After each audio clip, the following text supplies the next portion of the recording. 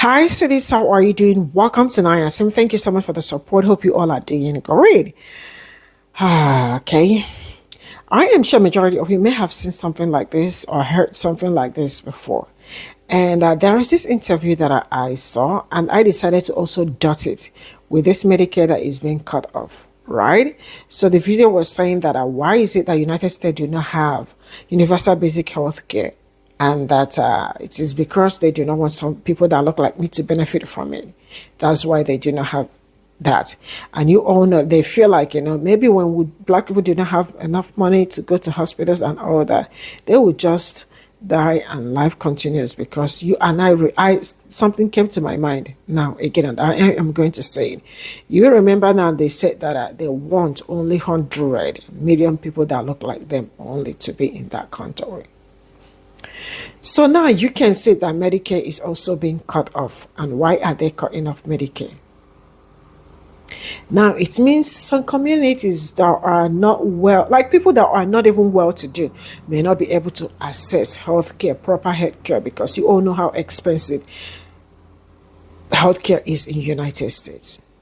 Then at the same time, I sat back and I am thinking, why is it that United States went to Iran to do what they did? You all know that Iran has universal basic health care. The country that they are also helping, Israel, have universal basic health care. Do you know how much United States spent in going to Iran to do what they did? You know what? Let's get into this video.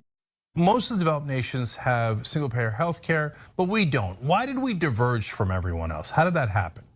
Nearly 100% of the reason why the United States is the only country in the world that doesn't define healthcare as a right and doesn't have any sort of national healthcare system to speak of is because of racism.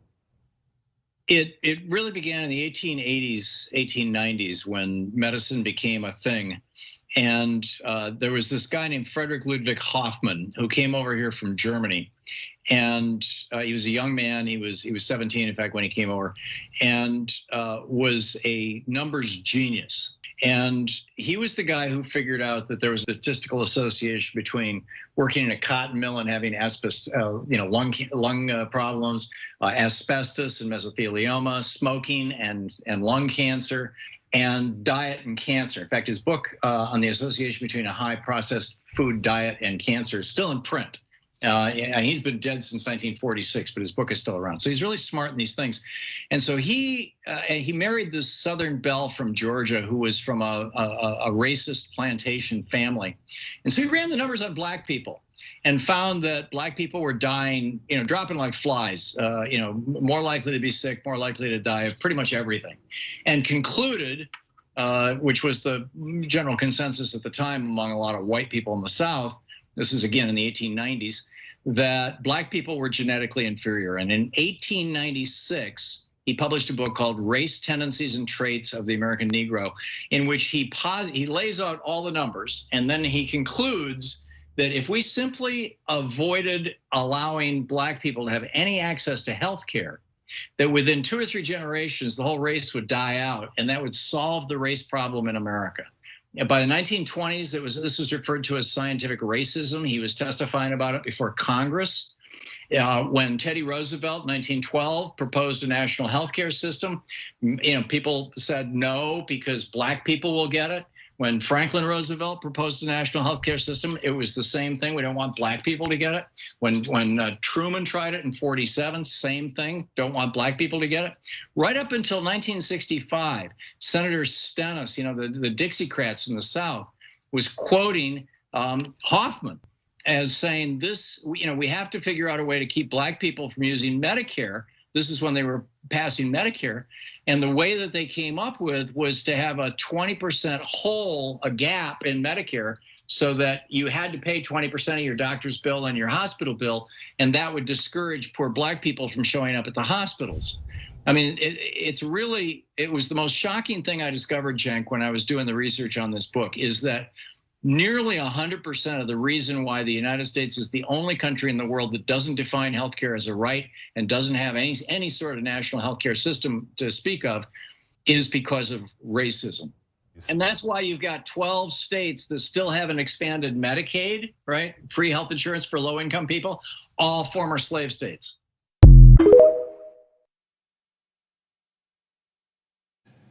I don't understand this obsession with taking health insurance away from people. I don't get it. Trying to take away the Affordable Care Act in 2017 or 2018, and now this. What's driving this? What's the cruelty to do this, to take health insurance away from people, knowing that it's going to cost them? It's hard to calculate the cost up to and including losing their lives. Okay, let's talk about SNAP. Let's talk about SNAP. The average benefit for SNAP is $6 a day. You feed yourself on $6 a day. The average cost of a meal in the U.S. is about $10.50 a day. So we're already below cost, if you will. And here's what it means in my state. 20% of the children in my state are food insecure. And we're talking about cutting SNAP and taking dollars away from those kids. And I was interested in that, and I thought, oh, that's pretty bad. I'm worried Maine's 20%. 20% of our kids are food insecure. So I did a little research. In Arkansas, it's 24% of the kids who are food insecure. In Iowa, 17%. South Carolina, 14%. Michigan, 19%. Missouri, another 19%. That's 1 out of 5 kids are food insecure, and we're going to cut that food in order to give a millionaire a $32,000 tax cut. Mr. President, that's not only bad policy, it's downright immoral. Okay, what's the other problem with this bill? There's so many, and so many problems, so little time. It's irresponsible. It adds about $4 trillion to the deficit. And by the way, this current policy thing doesn't pass a straight face test. A 7th grader knows it's nonsense. You got to borrow the money to pay. If this bill doesn't pass, then there isn't a $4 trillion hit on the budget. If it passes, there is. And the thing that really gives a lie to this nonsense is also in this bill is a $5 trillion increase in the debt ceiling. If it's not really debt, then we don't need to increase the debt ceiling. It's a sham. Voodoo budgeting. So, I don't want to hear any more from my colleagues about deficits. I don't want to hear any more crocodile tears about deficits. We're mortgaging our future. I hear all this drama about deficits from people who are voting for this bill to add $4 trillion to the deficit unnecessarily. There's a saying of a famous New Englander, your actions speak so loud I can't hear your words. Your actions speak so loud, I can't hear your words. Your actions are, you're adding to the deficit unnecessarily. So don't talk to me about deficits. Now, the first rule, if you're in a hole, is stop digging. And we're in a hole, Mr. President. We're in a hole, so you stop digging by not passing this bill or not passing it in the extreme form that it is to give the tax benefits, 60% of the tax benefits to people making over $400,000 a year. The reason, what's driven the deficit, if you go back and look over the last 20 years, there are 3 things. One were the unpaid for Bush tax cuts. We had major tax cuts and then a war that we put on the credit card. The unpaid for Trump tax cuts in 2017 and COVID. Now, COVID was an emergency. And the financial crisis in 2008 and 9 and 10, that were emergencies. That's where you run deficits. But you don't run deficits when times are good, and that's exactly what we're doing here. If you're in a hole, stop digging. And by the way, the Committee for a Responsible Federal Budget, a nonpartisan group, has said, and I haven't heard this mentioned, this bill will actually accelerate the insolvency of the Social Security Trust Fund and the Medicare Trust Fund. There's a nice thing for you. It'll make those funds go insolvent sooner than would otherwise be the case. Gutting the IRS. By the way, I have another suggestion for my colleagues. You want to find $600 billion a year? Enforce the tax laws against cheaters. That's the estimate. $600 billion a year is left on the table because cheaters, mostly high income, are not paying the taxes they owe. The poor stiff that gets a 1040, he has to pay it. Everybody knows what he's making. But it's these people with the fancy lawyers and accountants, and I'm not talking about tax avoidance here. I'm talking about stone-cold tax evasion. $600 billion a year. That would be nice instead of cutting Medicare and Medicaid and food stamps. Another piece of this bill that hasn't got much attention is ICE. The current budget of ICE is $9 billion a year. Under this, they're increasing it $75 billion over 4 years. That's an additional $18 billion a year. They're tripling the budget of ICE. They're tripling the budget. We're dangerously close, Mr. President, to creating a federal police force, which we've never had in this country and we shouldn't have. And by the way, I have never in my life seen a law enforcement officer with a mask on. I don't get where that came from. A law enforcement officer wearing a mask. Where I come from, people that wear masks are not the good guys. And I don't understand that, but to triple this budget, you wonder where that's going to take this country. I don't understand this obsession with taking health insurance away from people. Watch his entire video. Let me just say this again for those a little thick on it. They're trying to take away healthcare, and they tried back when, because the black guy did it. Because the Niagara type did it. Because black people were gonna get it. It's the same old effing playbook. A lot of these whitey people, these grandparents, these grandmas and these grandpas, these memas and peepas who can't even walk properly, morbidly obese, who need a motorized cart, right? Who need a motorized wheelchair and all kind of shit. Taking like a battery of medications that are expensive as fuck. You pay for them retail.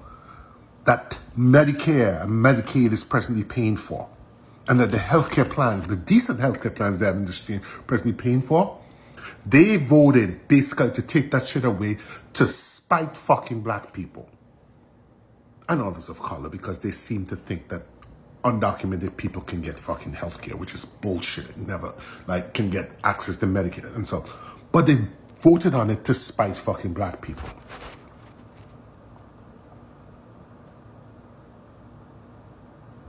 This is why this keeps happening. God. Take away SNAP and food stamps. Oh, these people are lazy. They don't need that. That's eating off of the government tip. SNAP gotta go. Because black people get it. Even though it's mostly white people use the shit. White people are the overwhelming, by far, lopsided by far, users of every single social safety net or publicly funded healthcare benefit of all types. White people overwhelmingly use it, but yet white people overwhelmingly by a majority keep voting against their own shit because they see people that look like me. We got a chance to use it. No. Something must be wrong if they get to use it. Something's wrong. Something's wrong with the entire system, the entire mechanism. We got to rip it up, because if they're using it, something's wrong. As a content creator said on here, his skit he did on here, so apropos. Hey man, that was nice. Yeah, they're gonna pass. Oh, that's nice. That's a nice thing. That's a nice thing to have. So let me ask you this one question. Yeah, black people gonna get it. Well, yeah. All right. No, I don't want it. What do you mean you don't want it? No, I don't want it. What do you mean you don't want it? I don't want it. Did I stutter? I don't want it. But why don't you want it? Listen, man, I just don't think. Why don't you want it? Because the nick gonna get it.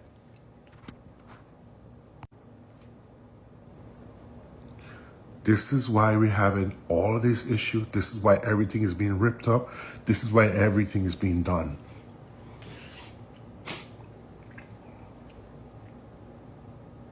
White people losing farms? They voted to hurt black people and to hurt those brown and indigenous looking folks that refuse to speak English in front of them or speak another language or have a funny accent. They voted to get them out of here, even though it meant they would lose their farms.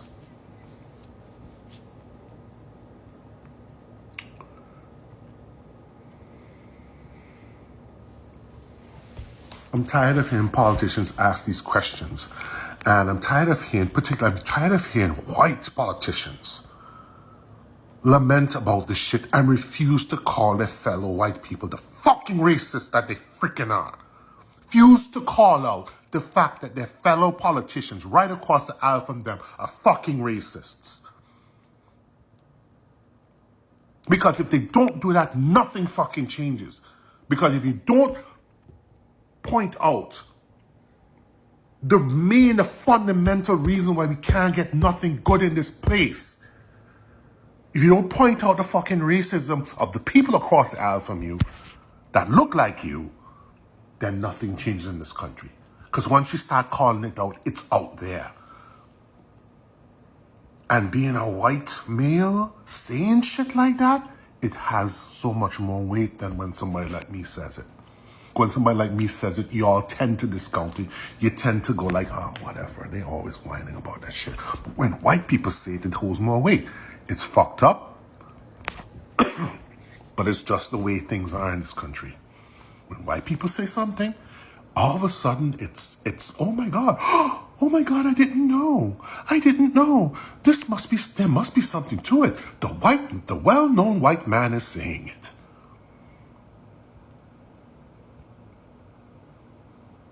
But you see, white people don't like calling each other people racist, other white people racist, because they're going to have to confront their own racism. And they value their comfort over everything else, over justice, over life and death. So, sir, I see you're lamenting, but I'm a little frustrated. I don't want to hear that shit anymore. I want to hear you guys speaking truths. Fuck this, man.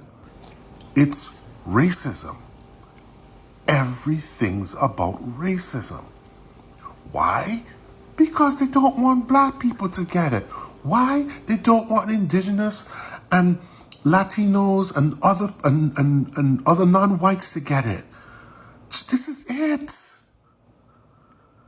Until we get that through our thick skulls, nothing's gonna change. Shit. This big, beautiful bill is a monster. It's grotesque. I'm gonna post this. I did a live recording. Elizabeth Warren and Brian Tyler Cohen discussing what's in the new one.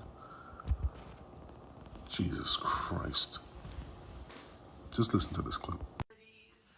Seniors in nursing homes, cuts to Medicaid will be almost just shy of $1 trillion. And then there will be cuts to Medicare on top of that. Again, also that billionaires can get tax breaks. Jeff Bezos really needs that right now. Right. $50 million wedding going on. Right, exactly. You know, they have avoided Medicare in the past. And I believe that you and I have spoken about this when we last interviewed, but the reason that they avoided Medicare was because that's a stronger voting bloc. These are seniors, more difficult to target than the recipients of Medicaid, which, to your exact point, these are children, these are the disabled, and so less of a potent voting bloc. And so what is your message to Medicare recipients out there in light of this new news that clearly Republicans are hoping they won't find out because, you know, introduce this legislation and try to quickly vote on it before it really, before Democrats have the opportunity to explain to people what's in the bill? That's right. You got that one exactly. Now is the moment. Call your senator all across the country. Call your senator and say, vote no. And it's the cuts to Medicare, but I want to give you one more reason to pick up that card. There's one more analysis that has now come out, and that is if these cuts go through, 1 out of every 4 nursing homes in the country is expected.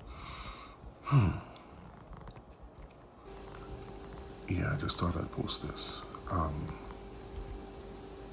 Fuck. Listen to the whole thing when I post it. I must see if I get some more clips, but goddamn. This is all I got from this video, and I am sure I have said this thing several times, and black people have been saying it too. Why is it that United States is one out of all the countries without universal basic health care?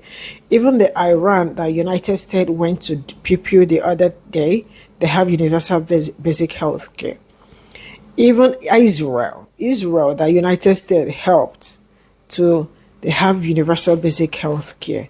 So why is it that United States do not have universal basic health care? You heard it. This is not the first time I have said this thing. This is not the second time. This is not even the third time. This is also a reminder that literally everything they are doing, one problem with these people is that I am sure majority of them do not know their history, because each time black people try to talk about all these things, they tell you, why is it that you make everything about race when you people actually made everything about race, not us, not black people. Black people are actually reminding you people every day that it is you all that started it. No universal basic health care, which means that if anything happens to you, some people are actually in debt, like medical debt to whenever. Yeah. And the man said he found out why he was making research. And this is actually nothing new, though. Black people have been saying it, though. And you all remember that there was a time I saw there was a video that was circulating where they were in a room talking about how people that look like genetically inferior, they do not want you to have access to some basic health care. Is that one of the reasons why maternal mortality is it's so much? Black women are likely to, during childbirth, I don't know, my guts are so big. I don't know, my heart is so heavy and bitter. This is not my first time of talking about this, but yeah. Black men, black women, no universal basic, because you don't want them to bed. How? What did they do? What did they do? I am sure you all remember there was until FRK Jr. said that because black people are this and all that, they are strong people and the rest of it, that I think, the way he said, I think that there is need to make a different vaccine for make different vaccine for black people. So different from the other people and different from my own people. Who will take the vaccine? You all already know. So that majority, why I am also saying this is so that everybody's eyes will be wide open, because this administration came with so many baggages, a lot. So that if you start hearing anything that says vaccine and all that, I am sure you all already know. But this is just me reminding, because a lot has been going on. But just a reminder. And that is also one of the... See, you know what? It is draining. It is very draining. Waking up every day to know that there are some people that do not you. Yeah, it's draining. It's draining that you run in their mind, your body and soul every day, when the only thing that you are working towards is just to dismantle the system that is oppressing you. The only thing you are working towards is to make sure that you make ends meet. The only thing you are working towards is just to have peace and be comfortable. But that is not what they are thinking. They are thinking far. Yeah, very far. it sucks, waking up every day to different stories, different things, things that, one thing that I keep saying, I will never be thankful enough to you people.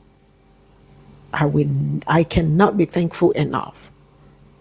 Because if I say that I am saying thank you just for today and not say it tomorrow, I am lying.